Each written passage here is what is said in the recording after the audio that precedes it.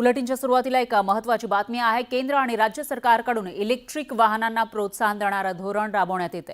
त्याच धर्तीवर राज्यामध्ये एसटी महामंडळाकडून भाडे तत्वावर इलेक्ट्रिक बस रस्त्यावर उतरवल्या जात आहेत। यासाठी ओलेक्ट्रा कंपनीसोबत करार करण्यात आला, पण बस पुरवठ्यावरून परिवहन मंत्र्यांनी कराराला स्थगिती दिली होती। मात्र आता त्यावरून त्यांनी यू टर्न घेतलाय।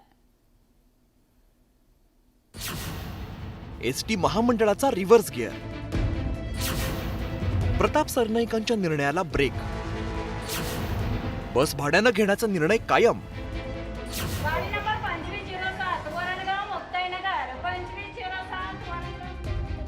एसटी बस म्हणजे महाराष्ट्राची जीवनवाहिनी। लालपरी म्हणून प्रसिद्ध असलेली एसटी बस ऊन, वारा आणि पावसामध्ये दिवस रात्र प्रवाशांना सेवा देते। 7 दशकाहून अधिक काळ प्रवाशांच्या सेवेत असलेली एसटी महामंडळाला आता घरघर लागलीये। बस सेवा सक्षम करण्यासाठीच शिंदे सरकारने इलेक्ट्रिक बस भाडेतत्वावरती घेण्याचा निर्णय घेतला होता। त्यासाठी ओलेक्ट्रा या कंपनीसोबत करार केला। मात्र काही दिवसांपूर्वी बस पुरवठ्याच्या कारणावरून हा करार रद्द करण्याच्या हालचाली एसटी महामंडळाने सुरू केल्या होत्या। तसे संकेत परिवहन मंत्र्यांनी दिले होते।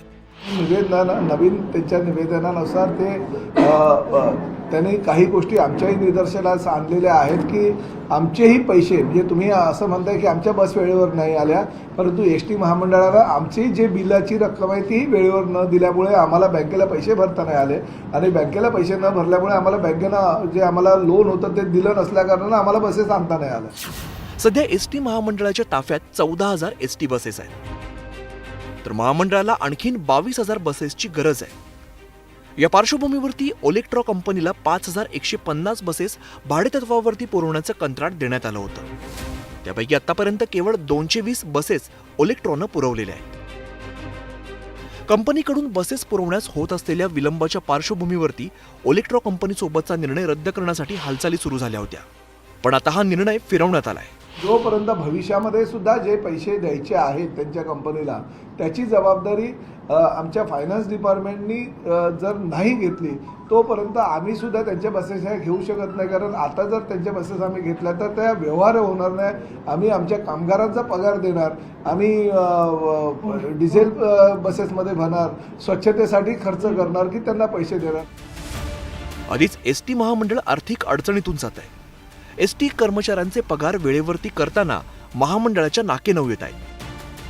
आता ओलेक्ट्रा कंपनीसोबतच्या कराराचे पैसे अर्थ खात्याला द्यावे लागणार आहेत। त्यामुळे अजित पवारांचं अर्थ खातं ओलेक्ट्रा कंपनीसोबतच्या करारावरती काय निर्णय घेतं हे पाहावं लागेल। व्हिडिओ जर्नलिस्ट हर्षदसह प्रणाली कापसे, न्यूज 18 लोकमत।